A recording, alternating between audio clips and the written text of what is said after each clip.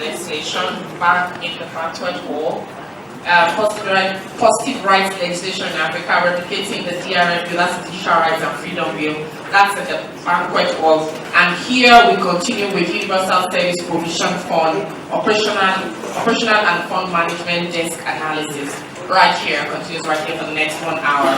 So if you'd rather be in that conversation, you can just be seated. If you'd rather be in the conversation, that's going on upstairs. Just very well. So what we try to do with infographics is just to add pictures with numbers, and those some people tend to remember. Once you pick the picture, then it's easier for you to remember the numbers. And basically, we also try to track the projects that have been listed in the budget, and we believe that people should have access to the internet, and that's why we're holding this particular discussion. For the citizens to have access to the internet, there is a board or an agency that has been set up by the federal government to make this possible, and the agency is USPF. So, which is under the NCC, that's the Nigerian Communications Commission. So, with this, what we try to do is look at the projects that have been listed on the USPF website in order for us to track and see if such projects have been implemented. Publications will be distributed, and one of the things we did was to also analyze the budget for the USPF.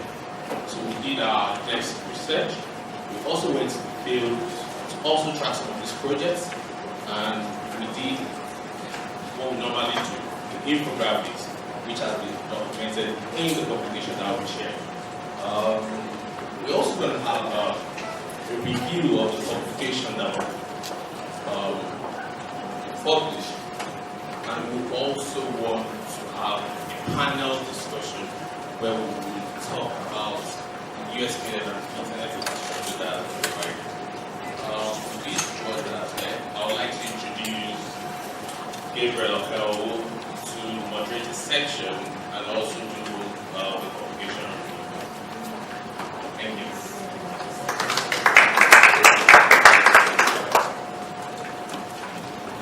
Thank you, Tony. So, you are welcome once again to this session. Already we have our panelists right in front of us. They are eager, they are ready to help us through this discussion. As Tolu has mentioned, we've gone out to the field to conduct a research, and we have the findings of the research. Basically, we realized that over the years, the access to phone subscribers, access to internet users in Nigeria has gone up significantly.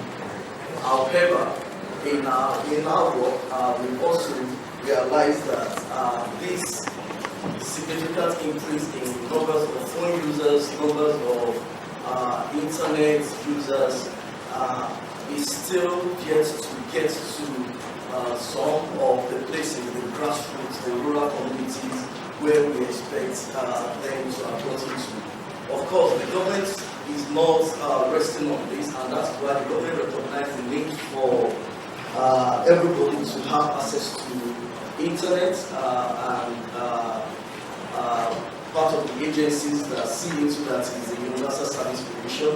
We also have certain allocations to ensure that there is a spread of broadband access to the rural communities and across Nigeria. And indeed, they have worked. You go on the USPF website, you will see quite a number of projects that they have done in ensuring that there is internet accessibility across the country. Now, considering if you know budget well, we are a social advocacy organization, and the needs of man will always be there. Today, internet is very significant to the economy of Nigeria, and not just Nigeria, indeed the world. When we look at what youth, what urban citizens are using, the advantage they have in terms of their access to internet, when we compare it to what is happening in the rural area, we realize that there is still a huge gap. session is meant for us to have a discussion. This far we have gone. We can identify a number of research. I mean, when you look at the publications you have in your hand, you realize that as of 2002, number of internet users in Nigeria are just about 2 million, and as of 2018, we have over 100 million Nigerians that have access to internet. However, most of these access may be mostly personal data that is exchanged through the service on software, which may not serve the purpose for which it is used for, and several other, right now about 51% of Nigerian population live in the rural area. Most of them don't even have access to smartphones, so the extension of government ability to ensure that internet services reach them would have been a palliative mechanism for them to also enjoy what the urban citizens have access to. So today we have a 5-man panel that is going to be helping us in doing justice to this discussion. And from my very right hand here, I have Chuks Izuabu, who is a senior counsel at the law office of Strings Law and a research fellow at the African Academic Network on Internet Policy. Chuks is also the group leader for Alliance for Affordable Internet Nigeria Coalition Spectrum. So Chuks is here, he's going to be a member of our panel. Please let me welcome Chuks. Then next to Chuks, we have Udame Ilebaoje. Udame is the program manager for Budget. Udame heads Tracker. Tracker is a monitoring platform that was created by Budget to track government projects, what government is doing, what government is spending, what government is allocating, how is the project being done, and also creating awareness for the citizen to know, to anticipate what government is going to do around them, so that when there is an anticipation, they can ask questions, they can get involved, and ensure that service delivery is up to optimal level. So please make welcome Dami. Then I have next to Dami, I have Hilary Damisa. He is a fellow of Institute of Information Africa. He is also the equivalent publicity secretary for Nigerian Internet Group and also the executive director of Center for Cyber Awareness and Development. Hilary is also here, and I believe his wealth of experience in internet-related matters in Nigeria is going to help us with this discourse. Please welcome Hilary. Then I have a very strong woman in the midst of the men. I believe she's able and capable to, and I have Mrs. Oluwatomi Odetayo Falade, is an information technology consultant with experience that spans across the public and private sector. She's actively involved in strategic leadership with focus on information technology development programs and information security awareness and capacity building. She's an alumna of the University of Manchester with master's degree in information system. Please make welcome Mrs. Oluwatomi. And of course, the last and not the least, and I would consider him representing our landlord in this event. And he has given me the liberty to say that I should allow him to introduce himself. And he's a representative from the Universal Service Provision Fund. We would like to Thank you. My name is Kelechi. I work in IFF. I head the Strategy and Corporate Performance Monitoring Department. I'm representing IFF.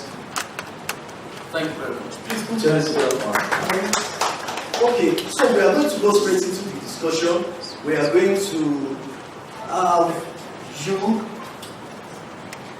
I just want to sit down so that we can all be relaxed in this discussion.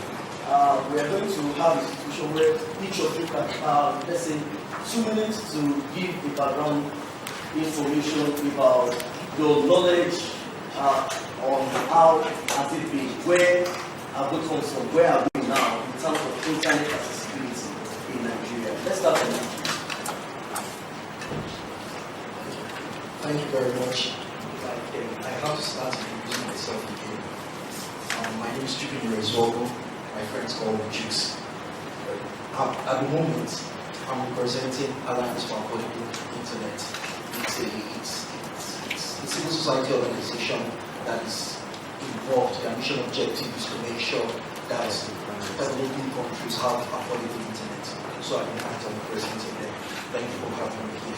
Then let's get to the main theme of this session. We're talking about Universal Service Provision Fund. And I'll preface my statement with what's been in the news as of 2018. NCC, which is the parent organization to USPF, they say that 2018 they're going to achieve 30% broadband penetration. At the moment, Nigerians are doing 1%. You know, it's still a long shot from where we should be, considering the fact that we've had internet multiple ways now, multiple ways. It's still a step in the right direction, because at the moment, trying to deepen internet penetration in Nigeria takes a whole lot of challenges. We're looking at not just having access or creating ways for areas that are underserved or unserved. That's a technical USPF term. That basically it means places that don't have access to basic internet service or telecommunication services. And also at the same time trying to protect those facilities. Because recently we've had a whole spate of incidents happening in the Northeast, you know, and things like vandalization of critical network infrastructure used for providing these services. So that's the challenge we're looking at right now. You know, and it's been in the news recently that one of the NCC came up with a strategy to deepen internet penetration, and they set up this broadband strategy that gave out infrastructure licenses on a geopolitical basis. And at the moment now, one of the licensees who's supposed to have started work in the Northeast has come out to say it's going to be a bit of a challenge for me, considering the fact, I mean, we all know what's happening in the Northeast. You know, so these are the issues that surround universal services at the moment right now, the pressing issues. And that's one of, I think that's why we're having this conversation here. And it's a good thing USPF is here and can shed some light to how these things, how we can actually create a strategy to mitigate these challenges. Thank you very much. Thank you. I will allow that we cross over to Hillary. You can please pass to Hillary, and we will let it direct, considering that I know you do lots of monitoring. So Hillary, what have been your experience? What can you tell us? Thank you so much. Once again, my name is Hillary Anissa. I want to speak from the perspective of a stakeholder. Maybe draw some inference from my media background, and as one who has been a part and parcel of the Nigerian digital, if you like, say, internet subsector. The truth of the matter is that in terms of internet usage, penetration, benefits, challenges, and the issues that come with it, Nigeria has come a long way. That is not to say that the challenges are not very evident. But if I take us down memory lane, you would ask yourself, we are in 2018. If you go 2 decades back, we're talking about 1998. I'm sure a number of us, I mean, we were, of course, younger then. You would want to ask, how many of us in 1998 were able to use the ATM machine? How many of us, please? 1998. Okay, how many of us were able to use the ATM machine? What country? In Nigeria. Are we together? Okay, if you reflect also within the same period, if you ask yourself, how many of us were able to send emails, or we actually had personal emails? I I'm waiting for someone here who will tell me that, okay, by 1998, I had a personal email account, okay? Yeah, okay. Okay, good. A few hands. But if you put that on a scale of 1 to 10, it's probably a situation of maybe 1 or 2 persons having a personal email account just from 20 years ago. However, if you ask our children or our younger ones under the age of 10 now, you don't ask them whether they have email accounts. You ask them whether they have Facebook accounts, whether they have LinkedIn accounts, whether they have Snapchats, whether they have Twitter handles and all of that. What this tells us is the fact that we have made progress. I am not speaking for any government agency or for any other interest, but I'm trying to chronicle where we are coming from. And you look at it that maybe some 20 years ago, those of us who had personal email accounts would have to go to a cyber cafe if you have to send or receive a mail. And in some instances, when you do get to the cyber cafe, you may have to queue. And at the end of the day, you may still not be able to access. And then, if you manage to buy airtime, 1 hour browsing, then you would recall that this is a journey that we have made tremendous progress. Fast forward 2018, the issue is, if we are where we are today, could we have done better? Yes. Some nations, some 20, I recall reading and understanding that the ATM machine had been in existence in the United States of America as far back as 1975. And so, if you want to look at internet affordability, internet infrastructure, it would be wrong to be correct, to be comparing the achievements made by nations who have put infrastructure in place, or you look at other advanced countries and you want to look at Nigeria, where our NITEL was never functional or always operated beyond capacity. And of course, you mirror that to where we are now and realize why we are where we are, and perhaps the reason we need to fast track. This is because the journey we are on as a nation is not one in isolation. And as such, we don't need to reinvent the wheel. All we need to do is to leapfrog, given that we are not beginning a new journey altogether. So we'll be looking at some of these reasons why we are where we are and where we're not. Thank you very much. Let's share that.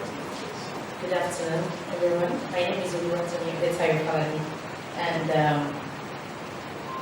well, I haven't been in the IT sphere for too long, but I know that internet affects each and every one of us. So whether you're in IT or not, it affects you.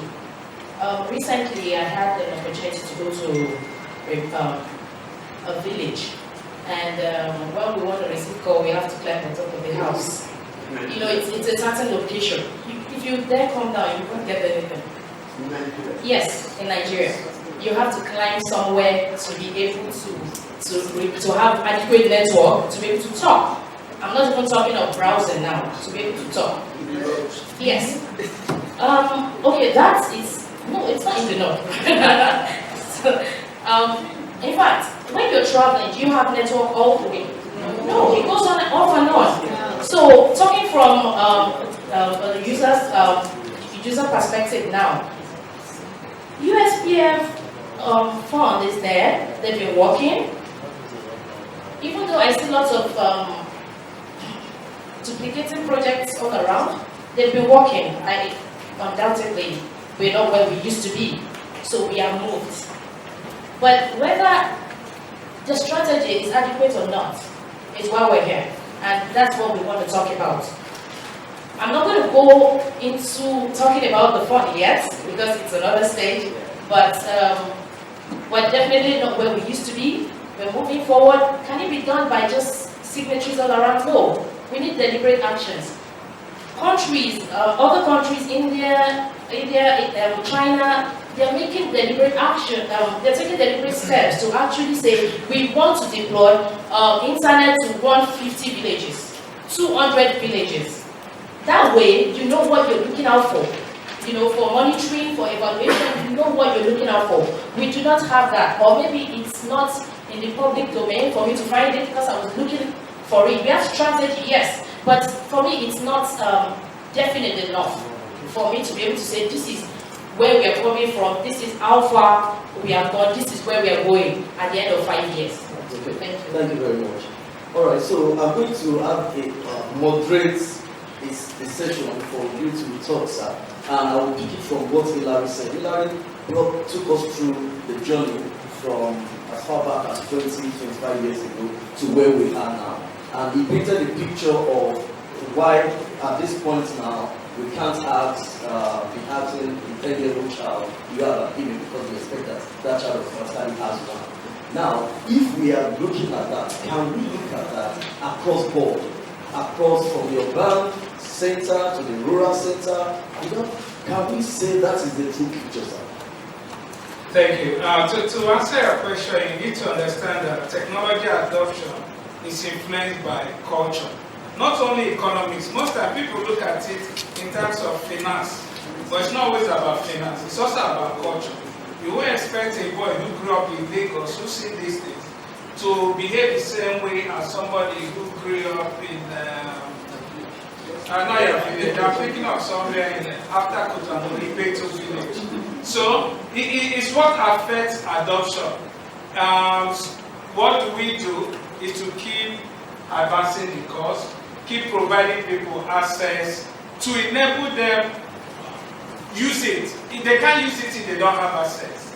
If there's no access, they might not even know about it. So what USPF does is to ensure that we educate people and we provide access to them. That would be a short answer to it. But if you allow me to respond to the madam's comment, numbers are on our website. We have a strategic plan there. It expired last year. So you see the numbers, what we intend to achieve, how we are going to measure it. So it's in the public domain. What we'll do, how we'll do it, is all there. Okay, thank you very much. And that just leads me to that. We'll come back to you. That leads me to that because I know by the virtue of what Tracker does, Tracker goes out to look for information and information from the right source. And I know Tracker had access to the USPF site where Tracker was able to see some of the projects that USPF has done, and Tracker went out to track some of these projects. And maybe my name is Wada. So my own outlook about the implementation of the USPF. So we did an independent investigation. We got those data from their site, despite we don't have the exact figure of the amount being tied to each and every project that will be implemented, but we look at the lump sum. To be able to go around the 7 states out of 56 states to track some projects. I will tell you, it's not just what we have on the site, because we don't publish the project that you implemented on the site to say this thing has been done. So we're able to go to local communities where all these projects were supposed to be, but we get into those communities. So it made it very difficult for us due to the project's specifications. We must specify the project that if you want them to be implemented, they will be hijacked by our lawmakers, which turn it to their own personal project.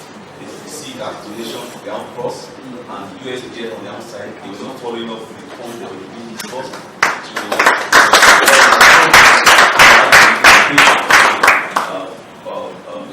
Let me just give one clear one in the States. There was a provision for 24 million to provide ICT equipment to find this lawmaker decided to use his own constituency office as the ICT center and not collecting 1,000 naira from residents who come and assess this. When we approached, we said the community is not providing the land to construct the ICT center rather than and there's no the best place for the ICT that should be in the office. Then the question will now put to you is that okay, when you leave office or when you lose the election, what happens to those two? Are you turning back to people that don't need it? So we don't get an answer for that. And it also said that out of 24 million being budgeted for that ICT center, 21, it's only 21 million that was being released to him. And that 21 million, based by the investigation, we saw there's only 15 computers for 21.5 million. So our findings, and some other states that was in tract, this ICT equipment, stories, the particular school in Apply was where they were looking for 40 desktop computers. We don't find it. They said, what was the reason? They said, examination is ongoing, so we don't know where this ICT equipment are. We go to some places, we only see the signposts that shows that NCCs are present of ICT, but you don't see the ICT. The areas where you see them, they will tell you the generator has been vandalized, the generator has been stolen, some of the computers, they've taken them away during holidays, take them home, you don't know the numbers, they took home, and when you turn them back, you don't even know the numbers they are returning. So it's a lot of problem for us. Okay, thank you very much, Daniel, for that background figures, and that's just leading us deep into this discussion. And for the audience, we're also going to be having the time to ask questions, and I believe our panelists will be able to answer some of these questions. So let's look at it the way it is. On the one hand, you go on USPF website, you see quite a number of projects that USPF has done. And on the other hand, you go on the field, you are not able to lay hands on them. In some other places, I know, I would have loved that you are able to also share if we have a situation where the project was actually done and we were able to track it. Yes, we have very few ones like in Gombe. We're able to identify the equipment, but they will not use. So we don't even know the number that was supplied. So the lab that was being used for the ICT equipment has been vandalized. So it appears when we look at all what we have done, the gentleman from USPF gave us the information that there is a strategy, and we know there is a strategy that expired 2017 that we worked on, and now the strategy has expired. So far, this is what the strategy has done for us. What is the plan for us to move further from the strategic plan that ended in 2017? Thank you. Before I go on that comment, I would like to respond to his claims. It will be foolhardy for anybody to think that government will put a signpost and not deliver the projects. Part of the things you will notice is that USPF started in 1997. The first board of USPF was appointed in 2006, and then we did the strategic plan for 2007 to 2011. All the projects were delivered. In Africa, and like I said, I had the strategy team. When we first started, we used classmate pieces. They are small, working with Intel, they are small systems. And after a while, they didn't stand the test of time. You don't expect an IT project done 10 years ago to still be in existence. What was our desire? Can we teach these people what is available? Can they grow with it? A good case is in Jabi. There's a secondary school in Jabi. They are among the early ones we did. They've grown it. That's what we expect. In a school in Niger State, when we did it for them, they created an ICT club. They now asked us for projector. Projector is not part of the project. So we say, yeah, these people are catching the vision. It's a matter of getting people to catch the vision that you can use ICT to do as much as you would desire. So we give them the projector. I don't know, I'll ask my colleagues to check the year that these projects were done. We go on monitoring. I mean, in every government, you don't expect to make a payment without the auditors seeing the projects on site. On the second issue about the honorable member, when we do adverts for schools, for instance, it's open. How do we get the list? We invite the state ministries of education to send us a list. But you know, the commissioner and his team will just give us schools in their locality. So we need to vet those lists. there is a list by Federal Ministry of Education of all the schools in Nigeria. We have that list. We need to make sure that things are evenly spread. Our task is to ensure widespread availability, but also equitable distribution. So we make our selections. In a place where you don't know anybody, you ask, give me a school. I wouldn't know the project you are talking about, but there are two. Our Community Resource Center project involves subsidizing local entrepreneurs to work with them. If I'm going to make us drift away a little from that, I'm going to ask, because we realize that some of the things I personally saw on USPF website are projects in schools, community, tertiary institutions, and like that. When we compare that, and in some cases, we have situations where you go to school, you have computer labs, some that are even donated by private institutions, and these computer labs are under lock and key. You have the end of school. Why is it under lock? And they tell you the children are going to spoil, they are going to vandalize them, they are going to spoil them.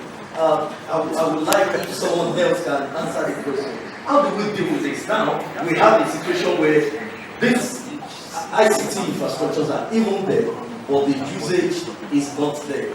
Let me just tell you what we have done. Okay. What we did is to get, I think about 28, 29 states outside an MOU with us.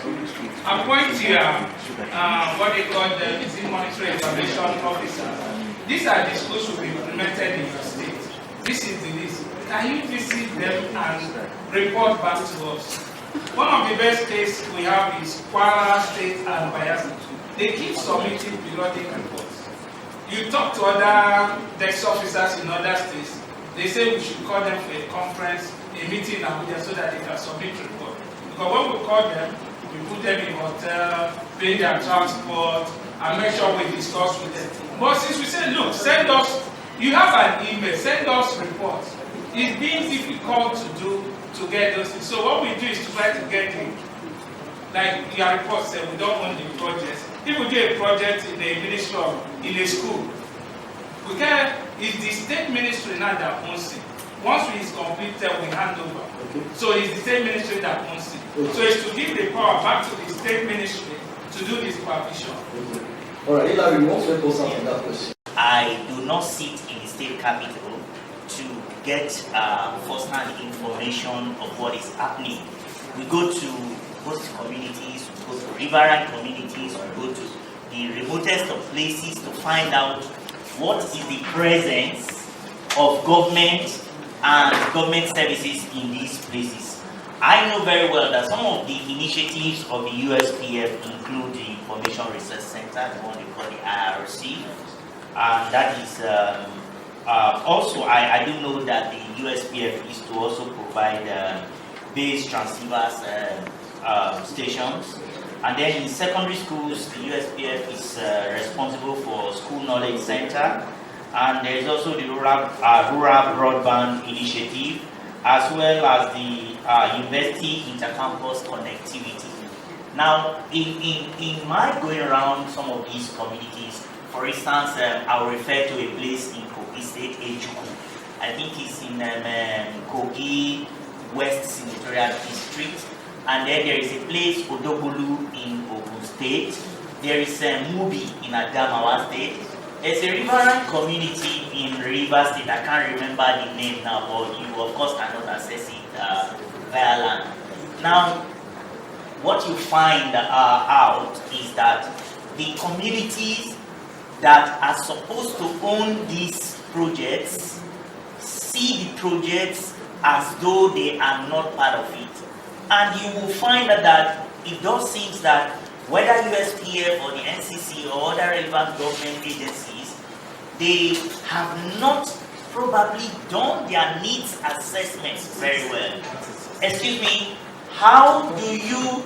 what do you think the benefit of industrial electricity would do to a community that is basically into farming? Now you put an ICT center in a community in Ejuku.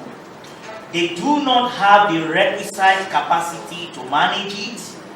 They do not have, in some cases very ridiculous. You find that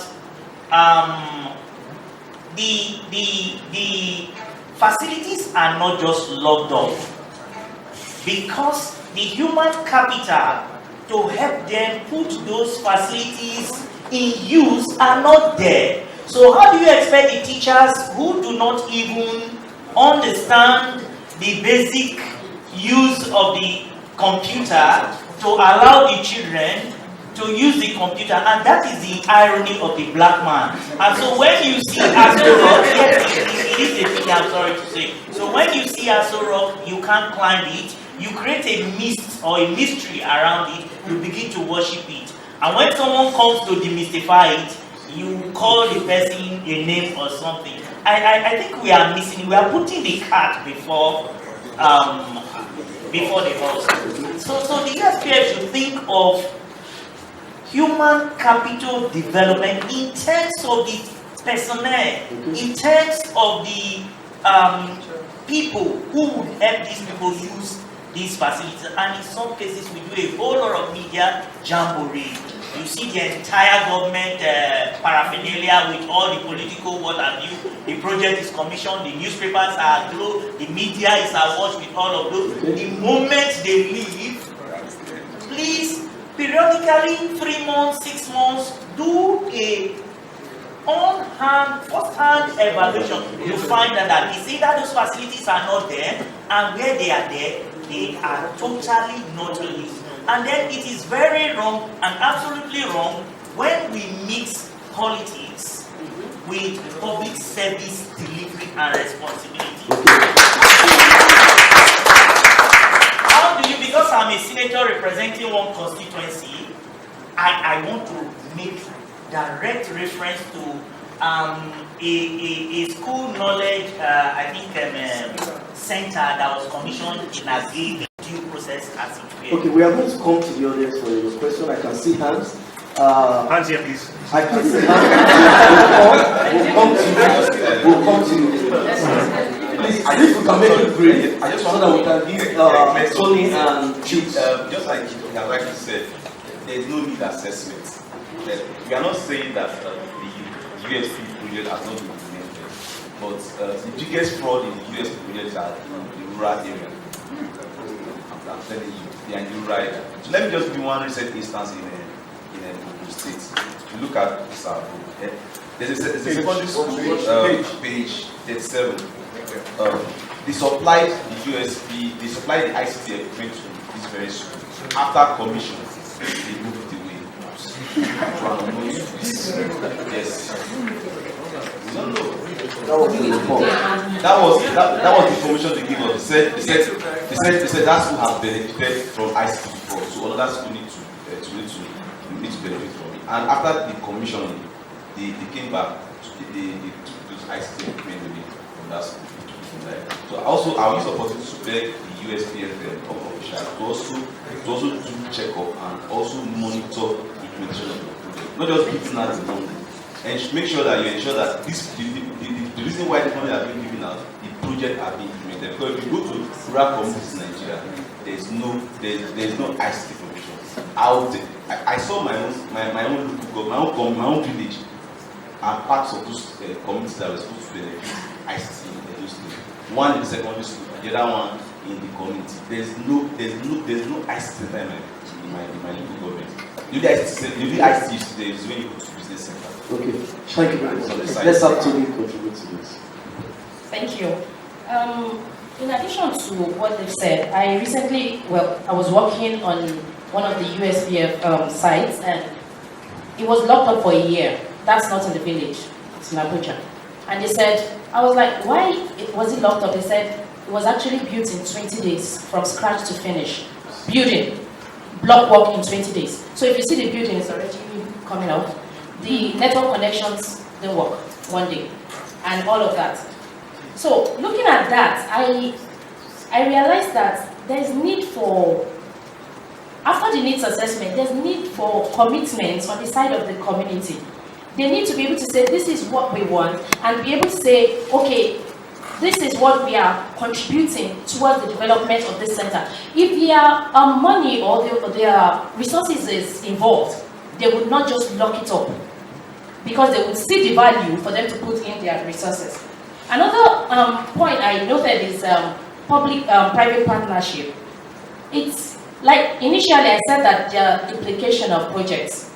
USPF is doing theirs, NITF is doing theirs, similar projects all around, and they are locked up.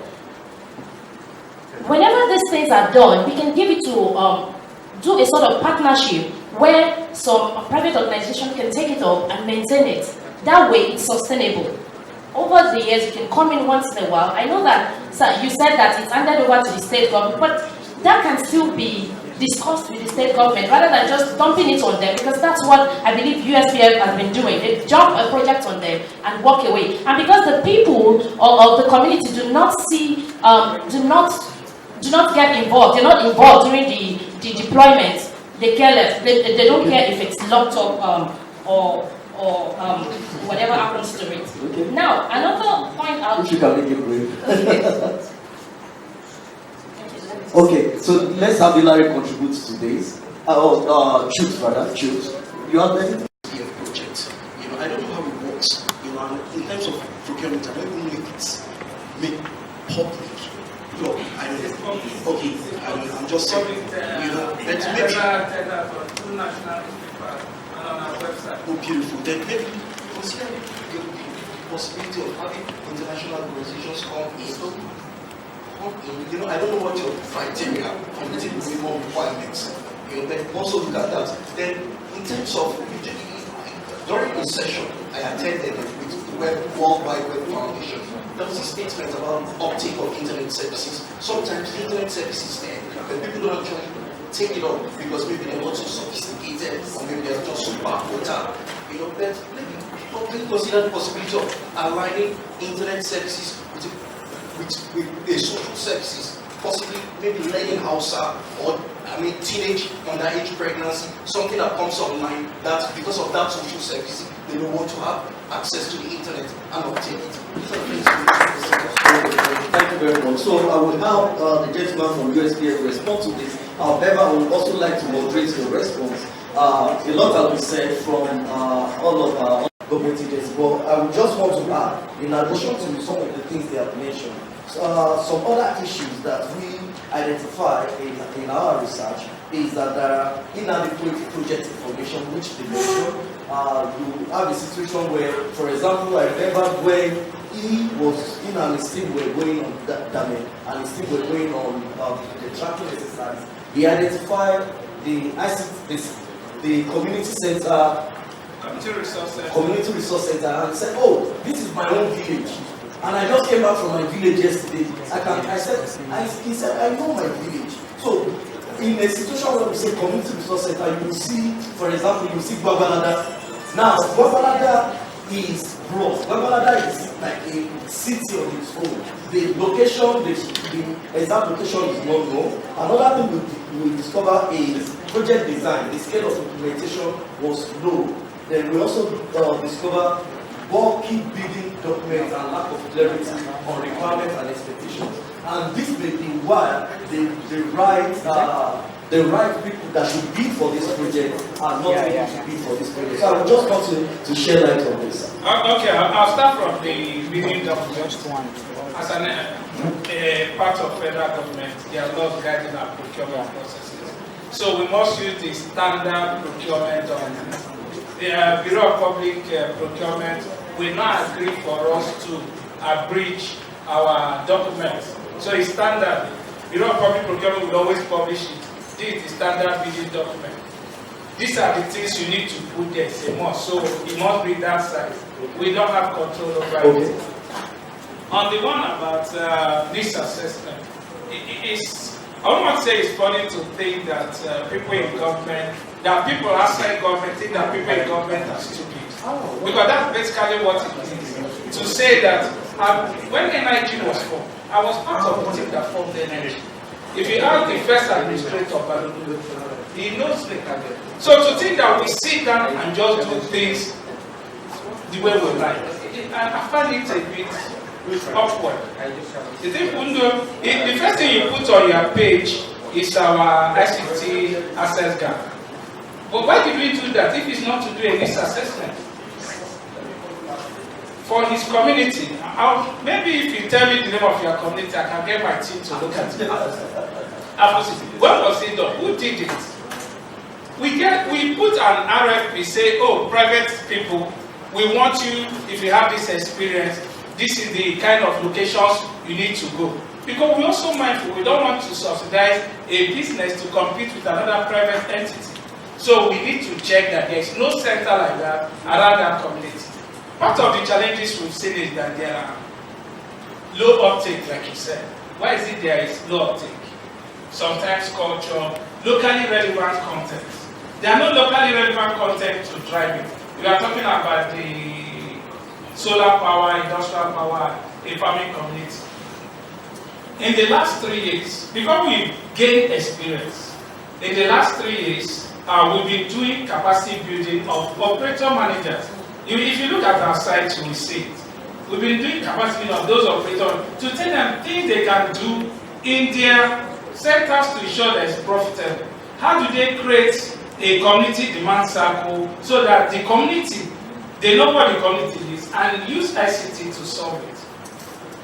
The next thing we did is we do hackathon with what we call ICT Innovation Service. We produced 3 apps that people who have tested it to the market.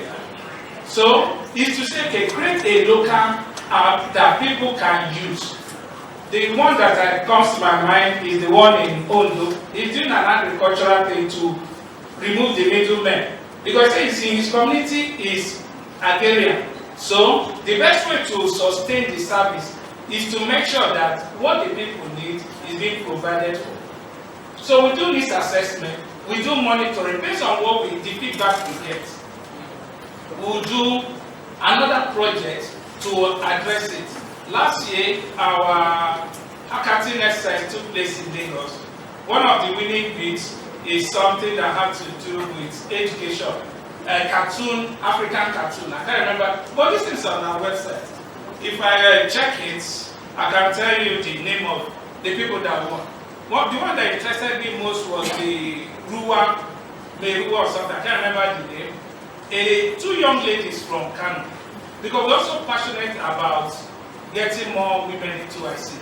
2 young ladies created an app. I'm allowing you time because you are the main actor here. No, basically to ensure, they say that Kano has water problems, so they want to address that solution. If it's done, then it will aid access. You cannot put it on yourself so that those are people can now take it and then have a demand for internet service because most probably it will need internet service. So those are the kind of things we do to address. There will always be challenges. There's a learning curve. When we first started, we are focusing on extending voice telephone. Now we are thinking of data services. So we looked at which group we best serve our needs. We chose secondary schools. We saw that in most schools, for the teachers having some challenge. By the way, we do part of the project delivery is that they have been training for the teachers. We give them their own personal laptops. It's for the school. They don't take it away. Except the people say, okay, do it. But there are challenges. Most of these people don't want to put their lesson online. They don't want to teach. They think it's about computer training. No, our focus is not to put ICT labs in schools for computer training. It is for the teachers to use it and teach all their subjects. That's the way it works. Okay. We worked with Intel to the first school.ng. We have collaborated with it. They developed junior secondary school curriculum, integrated so that they can see how it works. That's generally how these things are. Thank you. I'm going to cross to the audience now. But before I do, I have one question. I wouldn't know who is able to answer that question for me. I know part of the regulation that the government have with telecom service provider, for example, is to put some form of mandate on them to extend their service to rural areas. And today we still have quite a number of rural communities in Nigeria that don't even have access to phone service, not to talk about data. Is there anything we are doing on this? Okay. Basically, operators are not mandated to extend it. But that's why they pay a fee for subsidizing services. Okay, so what are we doing on that? That's basically what we are doing. We subsidize BTS. A BTS, if you see a BTS project, is basically to build a mast and put a radio on it to serve the government. Okay. And it's owned by the operator. Okay. When we first started, we saw that we subsidized campus. So they later, because of insecurity, because they need to pay money there, toll gates and all that, they said, look, we can't run this BTS if we don't subsidize OPEX. And in the next model, we agreed to subsidize OPEX. We've even gone ahead to say, okay, remove the generator, put in alternative power solution. So as we go, we learn and we improve. Okay, thank you very much. But for the man that said climbs a tree, it's interesting. It's interesting. Okay. Because if you look at the map, I guess it's a reality. It's a reality that, in fact, if I live around this area, if you are driving along Musetu, you see a blind spot. There are blind spots inside the city. Okay. So it's what you tell I'm staying in my room. There is no data service. As I leave the room, it's not a network issue. It's the internal structure. Okay. If it's wireless, maybe the radio is far away and the building, the walls are so thick that it's not penetrating. Okay. All right. Thank you very much. Now, before I can say and before I move to the audience, I just want to let us know that the highlight of this discussion is being streamed online on Twitter. You can follow us if you have your Twitter account on BudgetNG with the hashtag Get Involved IFF 2018. You can also follow Tracker. So I can see the mic being passed to someone already. Okay. She's from my ministry. Okay, and that's why I really didn't want to start from her because I felt everything you have said. You have not. Okay, we'll give you a time, and I'm going to come to you 1, come to you 2, 3, 4, and 5. Thank you. Let's go. Okay, thank you very much. My name is Awal. Please let's make it brief. Yes, my name is Awal. Does this project? Most of them don't know these locations. It's done through the state. The federal government is not just going to appear in a state and start doing something without telling the state. They go inform the state and work with the state commissioner. This particular commissioner ensured that this ICT center was put in his village. And when his tenure was over, he came there and he took every equipment, every single one, to his house. And when the youths asked him, he told them that I'm the one that brought it, so I'm the one that he gave it. So in that case, I wish to know, and we want to know. So I want to answer what I think is a solution. Yes. Okay? I went for a burial in a village in Kwara State, and they had water problems. So the community, I think at the point, one intervention came and did a borehole for them, the one you pump. So, but a lot of them are old people, and they said to their children that live outside the state, instead of giving us money and buying us fancy phones, bring the money. We want to make this water portable to our houses. And they did that. And because they did that and they contributed to the generator to buy fuel and to pump the water and ensure everybody, they make sure that nobody destroys it. So that's why it's very important as a citizen of Nigeria to ensure that there is community ownership on government projects. Okay, thank you very much. That's taken, and we just wish that the government will also see to that. Okay, and I think CSOs can help with that too. Okay. That's 1. 2, I wanted to say something about the UNICC, the University Intercampus Connectivity. There's an argument that keeps going on in the ICT sector, and it's about access and utilization. I know that USPF is about access. Personally, as a citizen, I'm about utilization. Because you could have it and then not use it. Or you might not use it properly. When the University Intercampus Connectivity, that word, that sentence alone explains what it's about. And one of the universities was approached on why they're not using it, even the lecturers. Because it's an avenue for even lecturers to, communicate within themselves, within Nigeria. And seriously, the guy said, well, I cannot go on Yahoo. That thing is not for you to go on Yahoo. It's for you to communicate with, from ABU, you can communicate with Unsuka, you can communicate with University of Lagos, and things like that. So, apart from government doing this project, it's also people understanding the utilization of this project. All right. Thank you very much. Sorry, one more thing. I want to round off now. The reason why I'm being very passionate about this, again, is not because of my job, it's because of who I am. I find it very difficult when I see people not using things the way they should be used.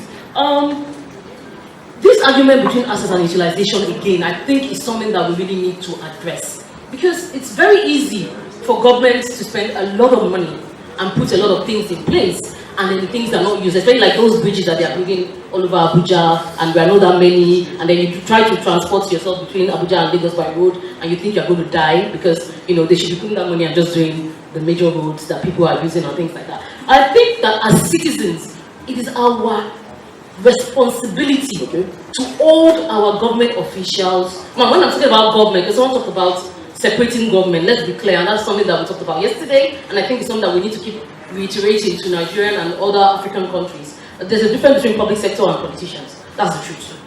Okay? We need to hold our political and even our public sector officers responsible. We need to ask them questions on why. The first time I attended IFF in 2016, they had a senator here, they had someone from NSA, they had one of the House of Rep guys. And the questions that they were asking were valid questions, and we need to do this even in our communities. Ask them, okay, so you are here, you have done this project, okay, why this person has taken it away? Why have you allowed it? And people keep saying, use your PVC, use your PVC. Yes, your PVC allows you to make that kind of decision. Thank you. Let me have you respond. Between the citizen and the administrator.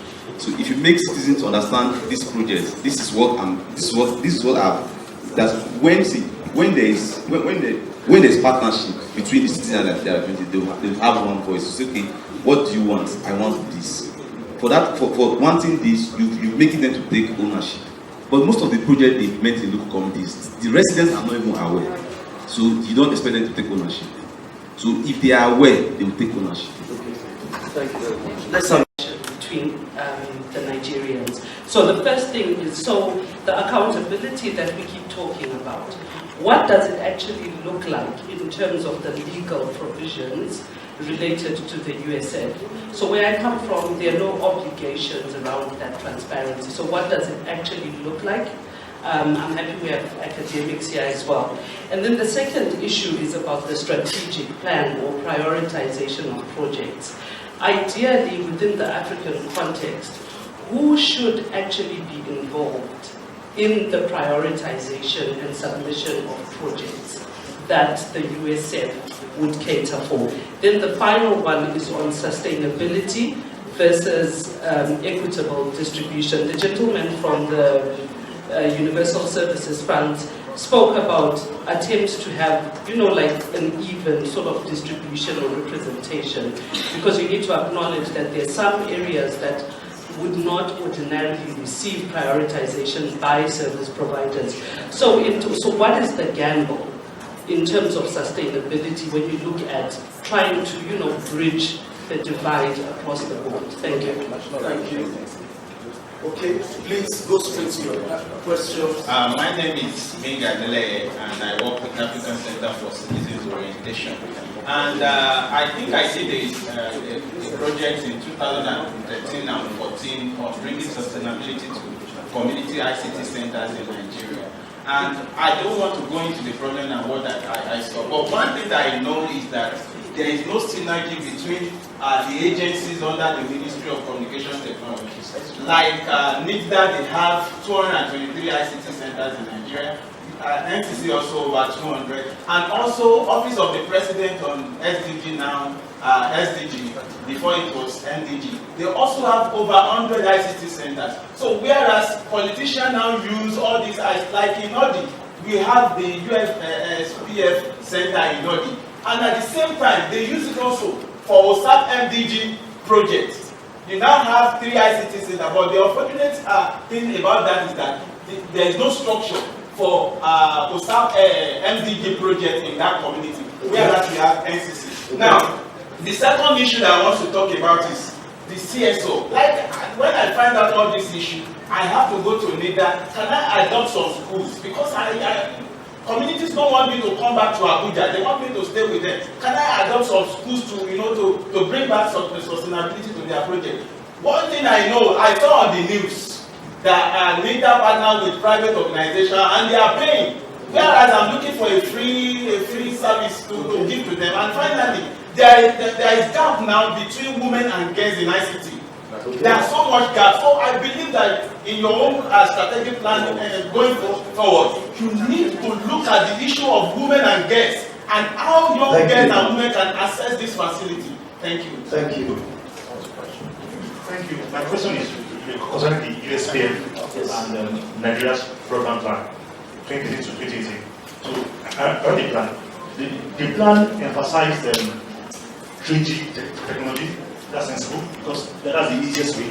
But it also mentioned fiber, and actually it also mentioned the role of USPF and also 3G white spaces.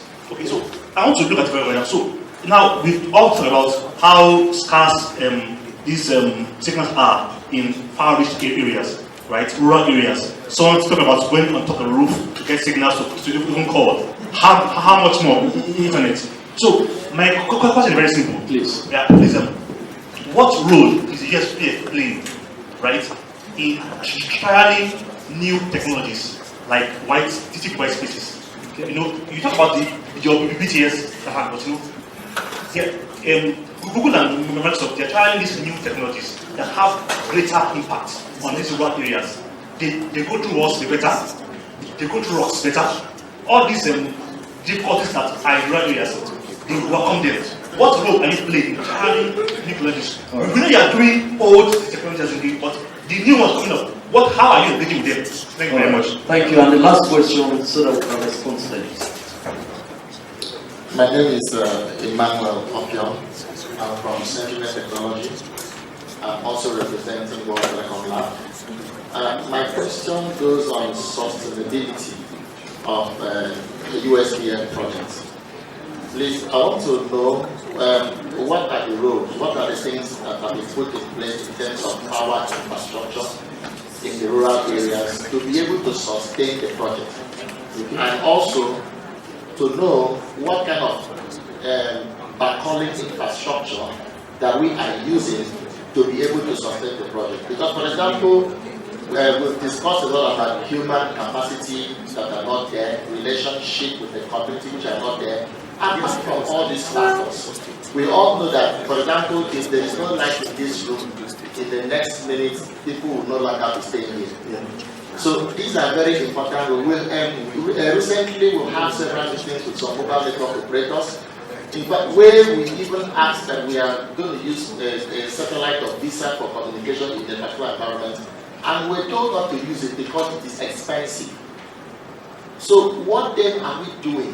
What are those things that we are thinking to be able to make these things affordable and cheap, so that it could be as sustainable in those areas? Thank you. Thank you very much. All right. Thank you. I will have you respond now, and we can bring this session to a close. But basically, that's what we use to service the schools. Because they are far away and there are no internet points of presence within the location. What are we trying to do going forward? We've designed, if you look at it, in the first SMP, you will see a Ruby project. So what we try to say, okay, can we get a middle service provider to be able to service those schools? It's saying in a state there are, say, 30 schools. Can you get somebody local to provide the internet service to those schools? Because that's basically the challenge they have. They may not have the technical competence to know that if a printer is not printing well, you just open the back, remove the paper, it might be a paper jar. So just to get them a support closer to where they are. The other thing we did is, Our B-Train project is fiber-based, so we are trying to make sure that there's fiber in most major cities, so that it's not easy to take it by either microwave to service the school or other wireless technologies. On power, when we started with the SKC, we were using generators. There was cost of fueling. I know of a principal in Bayelsa State that was transferred from the city where the assets inside the riverine area. What did he do? We just, oh, this is a good project, we need to sustain it. PTA, please, this project, can you contribute money so that we will buy fuel? Somebody that needed his job reported it to the Ministry of Education. Because they're implementing free education, they say it's flouting government policy and transferred it. So most times, the issue is with some inherent cultural challenges we've had as a people. Role of USPF on National Broadband Plan. If you looked at the MVP, you will see what USPF should do. It's stated there. On new technologies, as a commission NCC, our policy is to do a technology neutral policy. So we do not specify technology. If you say deploy a CRC center in a location, tell us where you want to deploy it. Tell us how you want to deploy it. Tell us the cost. If there's a competing bid, we now make a selection. If you look at, we have a fiber, the whole fiber in Nigeria, we have it available. So when you tell us you are going to do fiber, and we don't see any fiber going around there, we know that you are not telling the truth. So those are the kind of things we do. TV White Space is now being coordinated by the ministry. There are some people that are licensed to do tests, because first they will do tests to ensure that issues of interference do not arrest, to spoil, to change other communication device. Adoption of schools. Why don't you adopt a center? You can apply for a center. Develop a CRC center in your area. You will put out the bids and you apply, say the area. And then, because once you wanted to visit one gear school, is after Zuba. When you want to go and do that turn to Mina, there's a gear school there. We did the project. DICO, our board members wanted to visit. We wrote the principal we are coming to visit. They didn't reply. We assumed everything is okay. The day we are going, we'll go the next day. And I called them, they said no, that they can't accept anybody until we talk to the Ministry of Education. We did we've handed it over to them, they are using it. We'll finish our second year monitoring. And we told them, look, if they have issue, they should talk to us. But when the new board came, and they said, oh, we said, okay, let's go and see it. We wrote them formally, despite the letter. And they acknowledged. I went to Federal Government College now. The PAMSEC Minister of Education in Niger State, well, is my colleague. So I had to call him CEO. Because I've assured the board members that they are going there the next day. So those are part of the challenges you see when you go out in the field. So it's not that human relationship that you use to solve some of this. If you talk to the school principal, they can say, okay, what are the terms? Okay, write to Ministry of Education. Access into a school environment is a key challenge for any school principal. Okay. So those are part of it. But my best advice is apply, develop a center, and then run it as your own business. Okay. Discussing the issue of our colleague from Zimbabwe on issues of accountability. Budget under the FOI requested for our budgets. We gave it to them. It's on what we do is on the website. There are statutory bodies you must account to. You must account to the legislators, National Assembly that approved the budget. When you do budget performance, what have you done in the last budget year that you are asking for to do another project in the next budget year? We have people coming from either if we take a project through if the amount is so high, they have to get to Federal Executive Council. there's the, what they call the office in, can't remember the name, there's a desk in SGS office, cabinet office, that's what it's called, that once they take it to that level, they've seen their FEC approves it. It's also part of their schedule to monitor to ensure that it's implemented. So as a government agency, there are checks. If we take something to Ministry of Communication, if it's approved, the Ministerial Tender Board will say, look, we want to see, we approve this thing, we need to see. So those are accountability issues, accountability mechanism that is natural in our processes. Okay. So the next one is on prioritization of project. How do we prioritize projects? One of the things we notice, if you take the schools, they are all on South. So you are not going to prioritize a school in Badagry against a school in Ikoyi, because they are all on South. By our definition, they don't have it. The law says we look at groups. They are all on South. So we make sure that in trying to do it, you do a balance. When we started that prioritization, we just felt in this school, in the one in Badagry, maybe they don't have a building. So part of the cost we include erecting a building. But the one in the city center, they already have a building. So it's just to create a place for storage and deploy.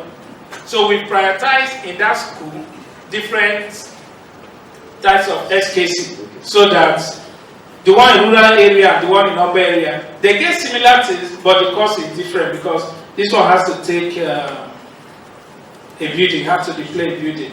When we started CLC, we said, look, the building is your problem. We'll provide the ICT infrastructure. But over time, most people see it as a contract. They don't see it as it should be their business. We keep advertising, you must be somebody with relevant experience in ICT and you must have interest in that location. Maybe your colleague now, he lives in Lagos, but he has interest in his community. So there is a link. But what happens is that after 2 years, we'll finish, it seems as if it's working. The man will try it the next year. Because their business model, they didn't plan it well. So by the 10th year, when we say give us reports, they say, look, you are not supporting us again, why are you disturbing us? So the man may do it for 2 or 2 more years and see, look, I'm not making the kind of money I expect from this. And he loses shop. On sustainability and equitable distribution. So we try to build this sustainability with this our capacity building workshops for community-based organizations, trying to teach them other things they can do inside those centers. Thank you very much. Unique. Let me I have 1 minute, right? Yes, please. On Unique, basically Unique is a collaboration with National University Commission. We remodeled the design. Most times people come to us, give us the money. We say, no, we are accountable to that money. We can't give you the money. Tell us what you want to do. Let's redesign it. When NUC did their drawing, it was okay. World Bank was funding it. They wanted us to extend access to some universities that didn't benefit in the World Bank project. But their initial concept was wrong. We told them, look, outsource the management. They said no. By the time they couldn't pay for the bandwidth, the main bandwidth, the project died. If you go to NUC, you see the network center. But if there's no bandwidth to support it, it won't work. And we told them, look, get a private entity to run it and do additional business with the school. Simple thing of getting your, when you leave university there, what do you get there? Now I left so many years. Transcript. You should be able to get it online. So a businessman will say, look, it will cost me this, but your student will pay online. This is the sharing formula. But most schools are not willing to do that. So the issue about sustainability is what we build into the project from the beginning. But midway down, people negate. All right. If you don't mind, we can round it up there so that. Okay. Now this man asked a question about tariff and cost of capital. That's basically what USPF is all about. When you put a subsidy, it has reduced their cost of capital because government is giving you free money. You want to deploy, they give you part of their money. So it reduces your total cost of ownership. And we now say, look, for the tariff, you need to also charge something that is reasonable for it to be sustainable. So we have the what are your tariff plan while we go, and we approve it. Okay, thank you very much, sir. Tony, let's have, if you are done, sir. I like the women in ICT. Okay. I love that. I don't know what to say. Part of things we've done in our new SFP, it has not been approved. The board is still considering. Once it's approved, it will be on our website. It will include what we call ICT innovation hubs. So we will work with ICT hubs to design specific programs for young people. And part of the metrics we are going to use to check is how many of these young people are girls. So those are the things we are doing to make sure. If we say, look, you're a hub, this is another hub. You say you are targeting 10% girls, and she says she's targeting 50% people. We'll go with her. Right. So those are things we try to do. Thank you very much, sir. Thank you. So I will just have the rest of our panelists just say one or two sentences to just round up. Sentences, please. We need to go. Sentences. Okay. I know that for value to be appreciated, it has to be there has to be need for some sort of exchange. Now, sir, I would request that if it's possible for the citizens of the community to be part of the monitoring. That way, you can get real-time information. Okay, also, I have to say this: you please include cybersecurity training in your trainings after you deploy. It's important that they know how to protect themselves to stay safe online. Thank you very much, Tony. Hilary. Okay, thank you so much. My quick summary is this: internet is very essential to life, just like blood is to survivability. The issue of the minimum wage in Nigeria, 18,000 naira. If I'm right, 2% of the minimum wage would be like 360 naira. And then if you look at the cost of 1 megabyte of data across the network or service providers, it's about 1,000 naira, which is about 5.5% of the minimum wage. How many people can deploy that to accessing internet? So the question of the USPF subsidy. Thank you. My own is just an advice. There's more need specification of the. I would like to say, it wasn't discussed here, but I would like to mention there's the vulnerability of internet infrastructure. It's been happening in the Northeast, and these are things that can actually cause maybe we enter some sort of discussions with law enforcement agency, or even having the president designate this infrastructure as critical national assets, so that they will be given a higher standard of protection against threats, physical threats. So I think it's very important. It's very important. All right. Thank you very much, everyone. Thank you, members of our panel. We really appreciate you. Please, thank you very much. Thank you. So we understand the restaurant is hot. You can just go upstairs and please. Thank you.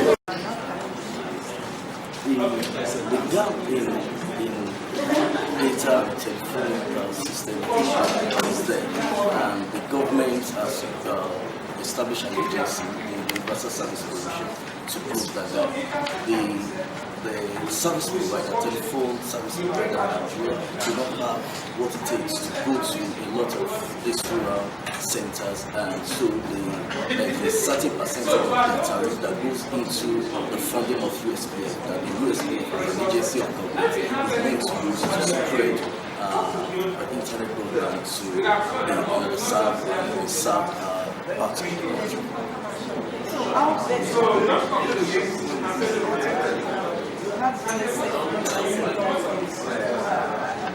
Don't actually take the sense as they should, and then you see some places being vandalized and one of the things that came up in our discussion today is the need for a needs assessment. Most of the time, needs assessments and community involvement. While the government, the USPF, are claiming that this project has been done, and we may not be able to deny them. So you go, you find the project that has been done, vandalized. I think one thing that we need to do is to ensure that there is community ownership of this project, community ownership of the process. And also we have raised one of the issues we discovered in our research is lack of clarity in the bidding documents and and procurement processes. So if they can make that more clear and available for the citizen for the wider public to be able to tender for this project, it will go a long way as against us having a situation where we now have politicians trying to be the one to implement this project and claiming it to be a personal donation to the community. Now, your report was able to identify some challenges, especially where the government agencies fall short in terms of in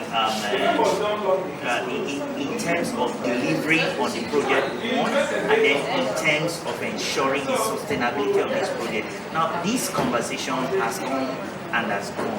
How does budget intend to ensure that they follow through in order to make this organization, especially in this case USPF, responsible and accountable through and through? For budget as an organization, we have tried using the social media as a tool to advocate to the government and to call government to action, to accountability. And that's not going to be an exception in this case. Most of the points, all the points that have generated in this discussion today, we have collected them. We are going to go back to our office, turn them to an advocacy message, and we begin to use them to advocate the rights authority to ensure that this message get back to them. And where they have been they've started doing something, there is an improvement. Where they are not doing that, they can begin to take action, and so that sustainability of this project and the whole system can be encouraged. Sir, in your report, you said 8.6 trillion that the telecom sector contributed 8.6 trillion to the Nigerian economy and everything. So I want to know in which area specifically? Is it through internet subscription or how? Ordinarily, when you look at the telecom industry as it is as of today, we have quite a number. When you look at, let's even say the workforce in the telecommunication in Nigeria today, it's even more than the workforce that we have in the oil and gas that seems to be the lifeblood of our economy. So that in itself is clear cut to say this is a sector that is contributing hugely to the economy of Nigeria. So when you look at that figure you put is considering the number of workforce, the number of citizens that the telecom industry is absorbing in to give them jobs. It looks at how much Nigeria is spending on phone calls, how much Nigeria is spending on data services. All of that, when you put it together, today telecoms is contributing that much, and you can say that much to the country, to the economy. Thank you, Tunde. Good afternoon, everyone. I knew this was going to be a problem. We just had lunch, and this was the response I get. So let's try this again. Good afternoon, everyone. Good afternoon. Okay, a little bit better, but I hear you. I'm also digesting. But my name is Ikuya Jechi, the Public Policy Manager for Anglican Women's Africa for Facebook. To say thank you for joining us, especially after lunch. We know this is a tough slot that we're in, but we're excited to have you here because what we really want to do is have a conversation. My excellent colleague to my left, yes, Robert, is going to give you a little bit more information about this exact topic, the impact of internet shutdowns on what he described, and we'll tell you more about it, shadow economies.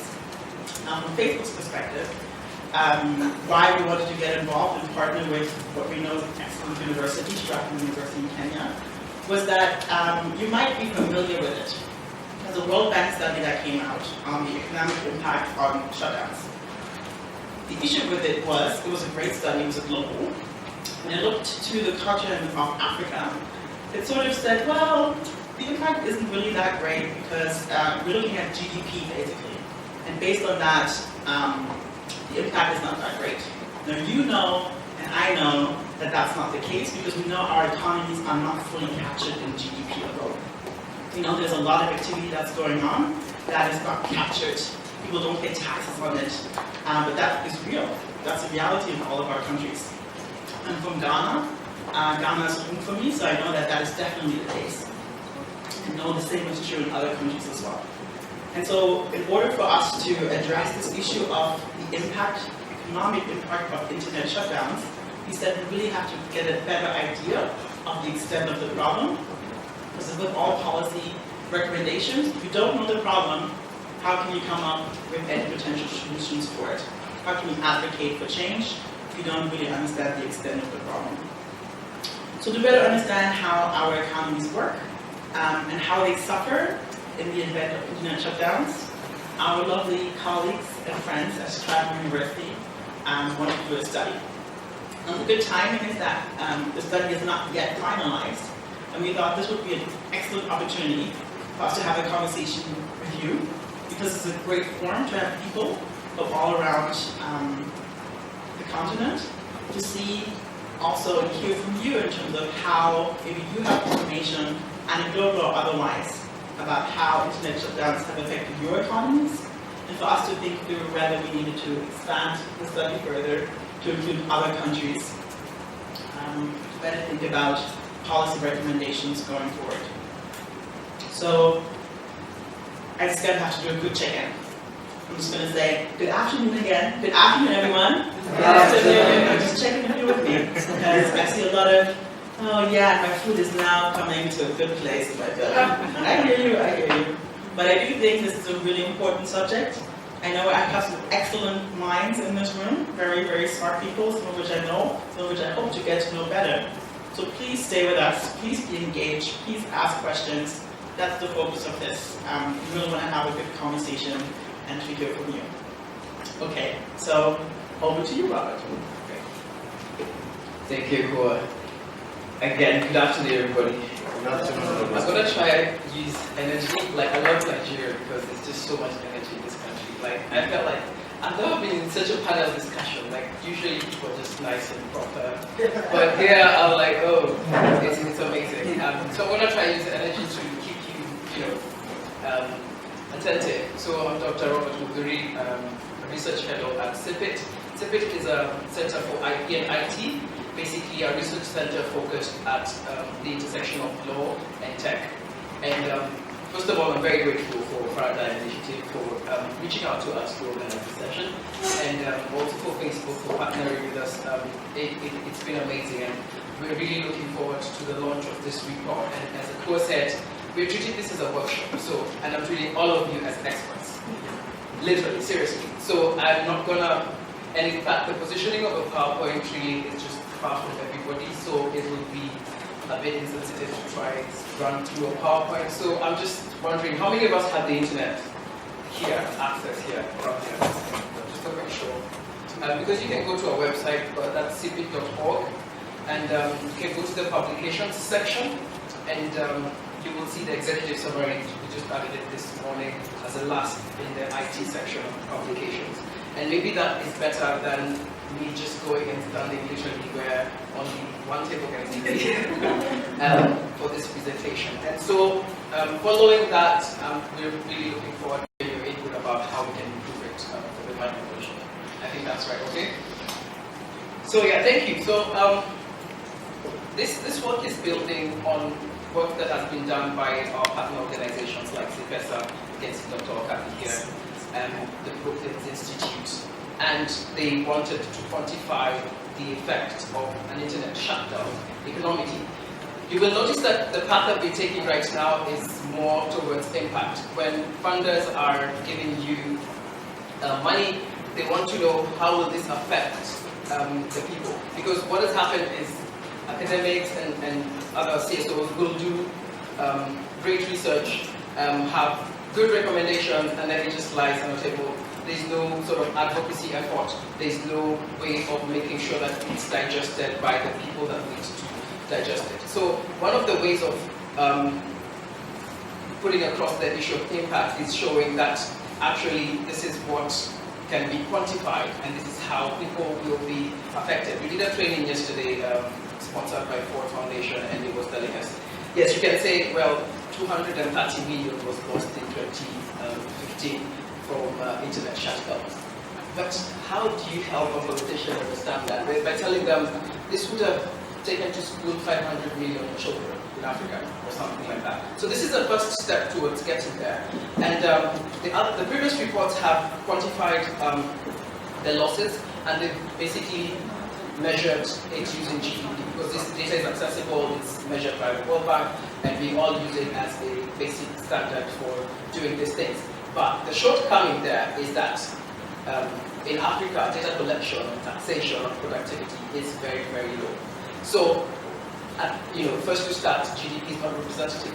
Second thing is, even where you do use GDP, then you leave out a lot of what could have been brought on board by what now we are trying to call the shadow economy. This is a controversial term in the first place. So, feedback points on what does that include? What should we consider when we're defining what is the shadow?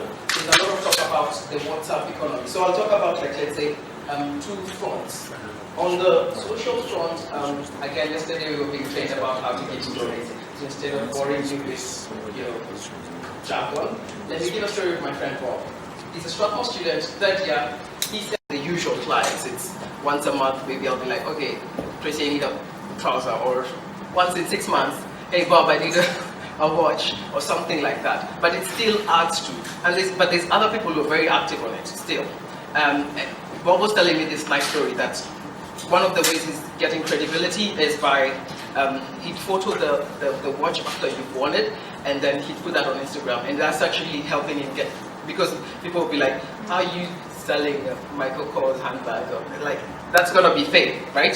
So those are the kind of challenges that they're going through. So this is not people you want to really target with regulation immediately, but still, it is an economy, and it is a significant one. So on the social front, I mean, you can look, let's take the example of my friend Jerry. He's a guy who's been taking me around on Uber here in Nigeria.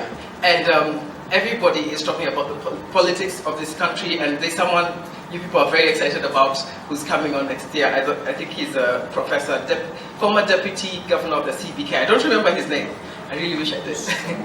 But and there's other candidates. But he got me on Facebook to watch clips for this guy. What is that? Public participation. Again, when you shut down the internet, there's so many varied ways you would affect how the people can be able to interact and do things like that. So what we did is we are taking GDP and using studies that have quantified what the probability of a shadow economy would be to the economy as a percentage of GDP. So you add, let's say, if GDP is X, then you do a percentage of Y of X and then add that together. But also, the other thing that we've done is try to quantify it, stratify it. So there's, there's shutdowns happening along geographical regions, right? So, like especially in Cameroon, there's Francophone being shut down, Anglophone is open. You also need to do a percentage of that. Let's say a third of the country is affected. It's very difficult to note such shutdowns, actually, especially when you use country connection points as a way of looking at how the internet. So the current tools look at the country connection, not regional kind of connection. Another thing we've tried to do is divide it into populations. So geographical distribution might not be representative. In Kenya, we have a problem where the Communications Authority is saying there's 86% penetration, but then geographically that is not representative because they are counting, let's say, number of phones. I might have 4 SIM cards all connected to the internet, but then if you go to like our coastal region, there's vast geographical areas that are not connected, and so we thought this is not representative, and it differs from what the ITU has quantified, for instance. So we've stratified it in those kinds of ways and brought it down to a measure of the numbers. If you can look at the PDF I've given, you will see the different numbers that I'm talking about, the different, what the kind of numbers I want to talk about is, for instance, we've just basically realized it's around 30% of the shadow economy that is being missed. So if you look at the other studies that have looked at, have used GDP, they would be missing about 28 to 30%. And that's what we want to refine and close this report. And with that, really, I want discussion from you. I don't want to continue boring you. So, Tunde, back to you. Maybe you will moderate this. Oh, okay. So, like he said, this is a workshop of experts. So we are treating you all as experts on this topic. So if you have some important points to make or some insights to share, the floor is open now. Okay? One, Abdi Latif from Cross Africa. All right.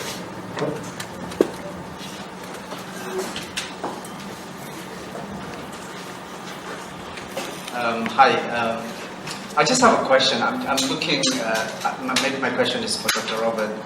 I'm looking at the PDF and you say that the shadow economy accounts for 30% of direct costs to the internet shutdowns, but your numbers, when you compare them to Deloitte and to the Brookings Institution, is somewhere in between. So Brookings Institution says 7.4 million is lost every day. Deloitte says 4.3, but you guys 6.3. If you've added the 30% from the shadow economy, how are the numbers not bigger than what is already being accounted for in the GDP and that stuff? Thank you. Your name? Let me take one by one. Okay. Thank you. That actually brings out a good point of the research. We wanted to consider a number of metrics that have been used, and Deloitte uses short-term factors. So it's looking at 3G connectivity elasticities, so there's 3G, which is mobile, and then there's fixed connectivity. And so when you compare that to other studies that are using, let's say, long-term national factors with GDP, it will differ. And that's what we've done so that we could be able to see what did CPESA do, what did Brookings do, and what can become achieved with our study. So thanks, and thank you for helping me clarify that. Yes, please. Just to add in on that, because there are differing values of the cost of internet shutdowns, I'm thinking, is it recommendable for us to discuss, let's say, in the Internet Freedom Arena, on the approaches or what methodologies to find, not to find really, but to follow when trying to quantify internet shutdown, so that we don't have this, we have a uniform kind of way of comparing our findings. Well, thank you very much. I want to commend for the work going. I also want to encourage you to do it because it will help the government to know the importance. So my question though is that in the literature review, I want you to at least are we able to look at some literature review aspect on that? Thank you very much.